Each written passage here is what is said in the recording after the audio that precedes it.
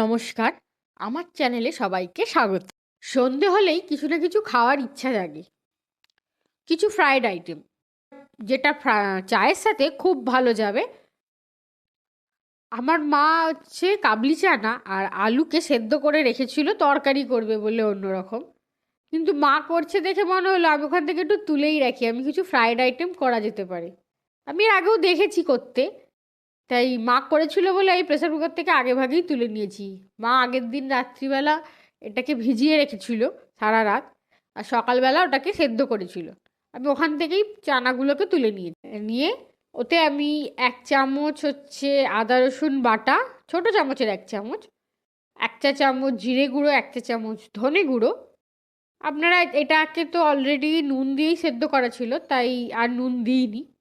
আর তাতে একটু হলুদ গুঁড়ো, লঙ্কা গুঁড়ো দিয়েছিলাম, একদম হাফ চামচেরও কম, এক এক 1/4 টিস্পুন হচ্ছে দিয়েছি গরম মশলার গুঁড়ো, একটু লেবু, আর এখানে দিয়েছিলাম একটু চাট মশলা।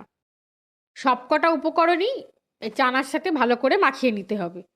এটাকে রেস্টে রাখার কোনো দরকার নেই, সঙ্গে সঙ্গেই মেখে সঙ্গে সঙ্গেই করা যায়। এটা ভালো করে মাখা হয়ে গেলে এবার সেটা তার উপরে আমি একটা বড় চামচ বেসন নিয়েছিলাম, আর নিয়েছি 1 বড় চামচ চালের গুঁড়ি। আপনারা চাইলে কর্নফ্লাওয়ারও নিতে পারেন। নিয়ে ভালো করে জিনিসটাকে মাখিয়ে নিয়েছি। আরও যদি মনে হয় যে শুকনো শুকনো, ওটা একটা মেনলি শুকনো করতে হবে, বেশি মানে জল জল থাকবে না, আর একটু লাগলে মনে হলে আর একটু দিয়ে দেবেন। আমি এখানে মোট দিয়েছি 2 চামচ বেসন বড় চামচের, আর 2 চামচ হচ্ছে বড় চামচের দিয়েছি চালের গুঁড়ি, দিয়ে ভালো করে মাখিয়ে রেখেছিলাম।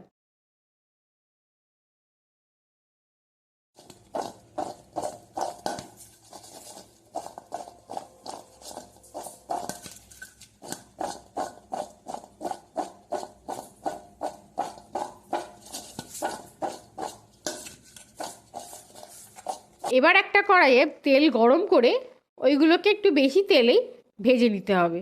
উল্টে পাল্টে যখন লাল লাল হয়ে যাবে তখন জিনিসটাকে তুলে নেবেন। তুলে নিয়ে যে কারো যা কিছুর সাথেই জিনিসটাকে সার্ভ করতে পারেন। চা চায়ের সাথে এটা খেলে ভালো স্ন্যাক্স হিসাবে, খুব সন্ধ্যেবেলা যে মুখরোচক যে একটা ছোটোখাটো খিদে পায় সেটা খুব ভালো যাবে। দেখুন যেমন মুচমুচে হয়েছে তেমন খেতে সুন্দরও হয়েছে। আপনারা বাড়িতে এটাকে একবার ট্রাই করে দেখুন। চাটাকে এটার সাথে চা খেলে মানে চাটাকে খুব ভালো কমপ্লিমেন্ট করে। আর আমার এই রান্নাগুলো যদি ভালো লেগে থাকে অবশ্যই আমাকে একটু লাইক, শেয়ার অ্যান্ড সাবস্ক্রাইব করে দেবেন। আপনারা পাশে থাকলে তবেই আমি আরও ইন্সপায়ার হব এই নতুন নতুন ভিডিও দিতে। ভালো থাকবেন, সুস্থ থাকবেন।